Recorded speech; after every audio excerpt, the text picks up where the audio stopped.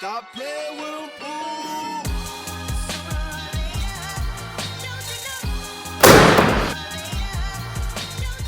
Well, I hope you enjoyed my little temper tantrum there. But if you are a taller athlete with long arms, long legs, you probably agree that handstand push-ups are somewhat difficult. For me, they are basically the bane of my existence. A couple weeks ago, my new coach had me do an entry test, which was 30 handstand push-ups for time. And I'm not gonna lie to you, it took me over 18 minutes. You can see the little clip here of the highlights of that little test. And actually yesterday I had an amazing training day, because yesterday I had a 20-minute EMOM, and in those 20 minutes I had to do 10 minutes of handstand push-ups. And I did 40 in 10 minutes. And I thought, I'm gonna go to the gym today, show you my little daily programming, what I do, a little cardio piece today. And then I'm just gonna sit down and give you my best tips on how to get your first couple handstand push-ups as a taller athlete. I'm not a coach, I'm not certified in any way. I can just show you what worked for me. Just a year ago, I could not do a handstand push-up, a single one. So I'm just gonna show you a couple things that helped me to actually get from 0 to now around like 5 or 6 handstand push-ups unbroken that I can do. I know this is still not like RX CrossFit Games type stuff, but for me, from where I come from, and maybe from where you come from as a taller athlete, this could be very helpful, I think. Oh, and by the way, if you like that type of content, please do me a favor, hit the subscribe button, like this video, leave a comment what helped you to get your first handstand push-ups as a tall athlete. I would love to learn from you. So I'm gonna take you with me to the gym. We're gonna do a little cardio piece, a little running, a little biking, and then I'm gonna meet you here in the apartment again and walk you through a couple of my tips on how to get your first 4 to 5 kipping handstand push-ups. Let's go.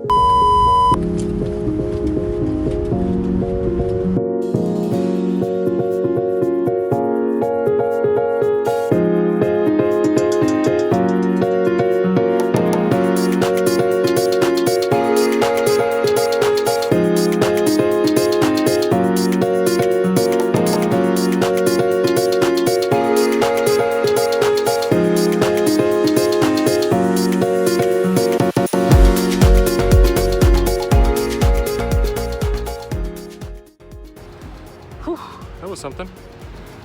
That was the cardio piece for this week. So we had a 1K run where I was only allowed to breathe through my nose, so mouth closed, and a 2K bike.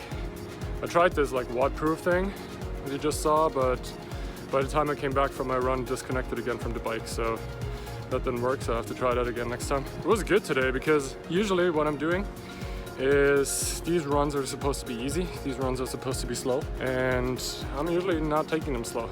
Like my runs I have a very fast average pace when I run.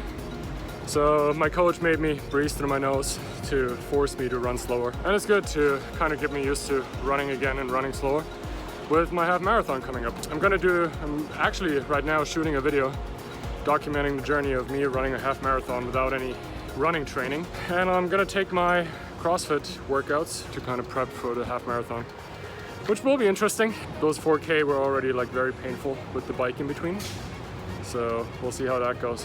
All right, I'm gonna go back inside, gonna record my handstand push-up tips, and I'll see you guys at home. Let's talk about handstand push-ups. And before we dive too deep into this, I am not a coach, I am not a trainer, and I am not even close to being good at handstand push-ups. And all I can share is my experience as a 6'8" person who couldn't do any handstand push-ups a little bit over a year ago. So this whole handstand push-up thing came down to me to 4 different elements. Element 1 is strict strength. We talk about this a lot in CrossFit when it comes to pull-ups, when it comes to any kind of gymnastic movement. We should master the strict strength first. And that's the same thing that I had to do. I am a 235-pound guy. I have very long arms, I have very long legs. I had to build the strength in my shoulders and my arms and my core before I can actually start thinking about kipping push-ups. And there are a couple exercises that really helped me to build that strict strength. The first one is basically for someone who is not comfortable being upside down on their head. And that is the seated Z press. We basically set up on the floor, take a pair of dumbbells, like make it light in the beginning, and just sit down, spread your legs a little bit, make sure that your torso is upright and that your legs are extended. If you want to make it really hard for you, you can do it in a tempo version. Tempo means you do the concentric movements, so the push to your overhead extension in the normal tempo, but then you go slow down back to the shoulders and you build that eccentric strength. I usually work with like a 2 to 3 second tempo. In the beginning, if that is too hard for you, make sure that you take lighter dumbbells to actually stick to the tempo. Make sure you have a clock to watch and you don't cheat, because a lot of times on those tempo reps, we count a lot faster than those seconds actually are. The second exercise that really worked well for me to build that overhead strength, but also start to get comfortable upside down, right? Like a lot of times, if we never did a handstand push-ups, we are not comfortable being upside down.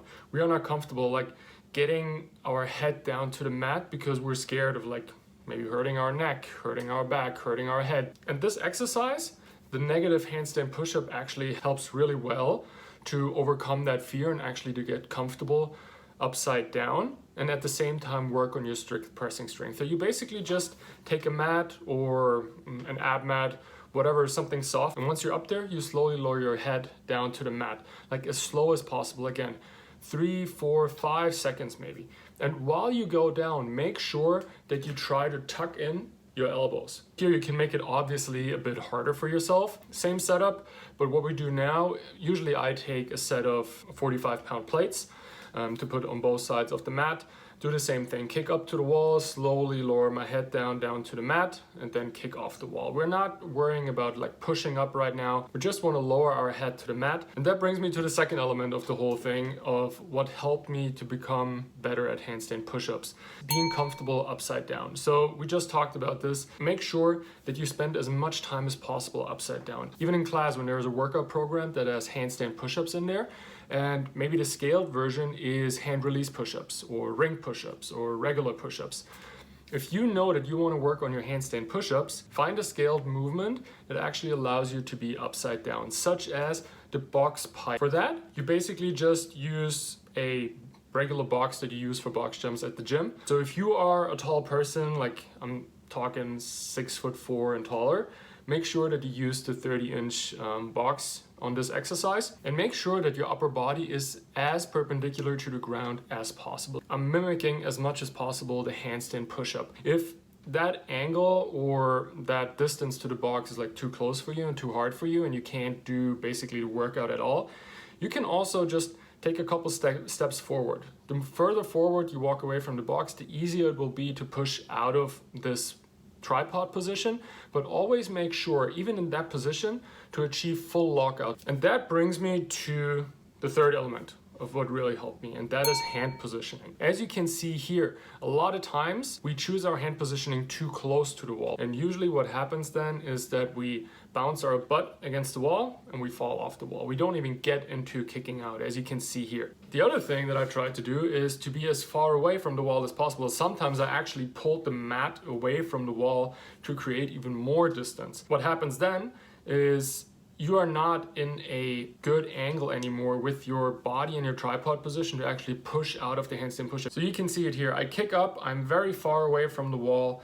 I lower myself down, everything looks fine. Now that I'm lowering my legs down to get into the kip, I don't have anywhere to go. Like, I can't push from that position, from that angle with my arms, with my elbows, with my shoulders. It requires a lot of fine-tuning. It requires a lot of experimenting with different hand positions. And that brings me to the last element of handstand push-ups for tall people. It requires a lot of patience. It can be super frustrating, especially when you think you work on them all the time and you're just not making any progress, or at least it doesn't seem like you're making any progress. It is different than pull-ups, right?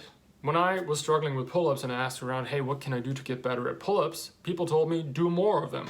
And yes, if you just want to do strict pull-ups, or if you want to do kipping pull-ups even, more is better. You only get better when you do more. The same applies for handstand push-ups to a certain degree, but you have to get to a point, you have to basically deserve your right to work on your handstand push-ups, to do more of your handstand push-ups by figuring out and by learning the technique and the movement pattern first. Handstand push-ups take time. Honestly, they took me probably 2 years to actually get my first handstand push-up. You have to build the strict strength first, and you have to learn the technique. And especially as tall people, technique is such an important factor. We have to push more weight up, we have to cover more distance, so we can't afford wasting any ounce of energy that we have by either kicking into the wall, falling off the wall, doing like half reps, or dragging our feet up the wall. So we have to use way more energy than is actually necessary. So those are the 4 things that you have to remember every time you want to work on handstand push-ups, that those things matter. So if you like this content, if you want to see more of these videos, make sure to like this video and subscribe to the channel. I would love if you hop on the train and follow the journey with me. And if you have any tips on handstand push-ups or any questions that you want me to answer, please leave a comment below. Let me know what you think. Next video will be super exciting because today we talked about one of my weaknesses, handstand push-ups. But next week, I'm gonna show you some of my best tips and tricks to actually get better and more efficient at rowing, either at rowing workouts or at workouts that include rowing. Until then, see you in the next video.